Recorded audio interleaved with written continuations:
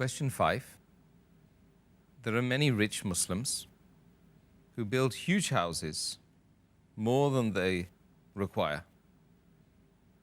There is no zakat on a house in which a person lives. If these houses were smaller, the money saved would be liable for zakat. But because they build huge houses, they get exempted from zakat. Kindly comment. Again, in this issue too, there's the same difference of opinion.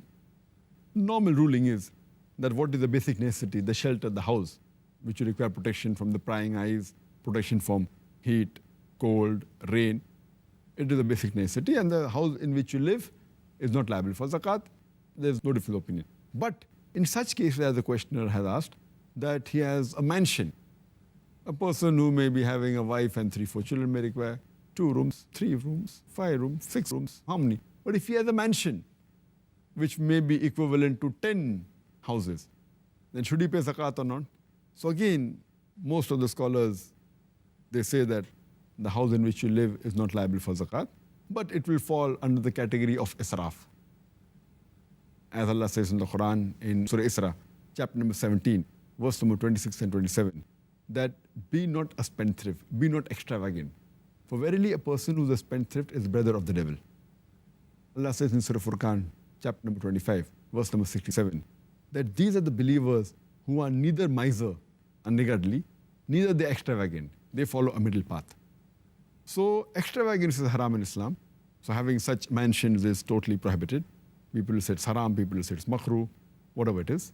But yet, because they're living in it, most of the scholars say zakat need not be paid.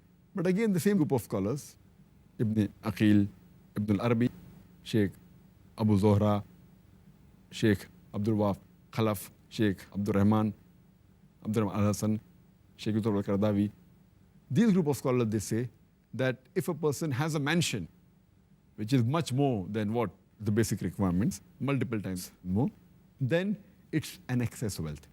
And I agree with the questioner that you could have bought 10 houses and lived in one, so on 9 houses there have been zakat. Since it's excessively rich, these group of scholars say that zakat should be paid even on that house. A person who owns many houses also, he should pay zakat on this, and I agree with that view. And even if it's not liable, the person is so rich.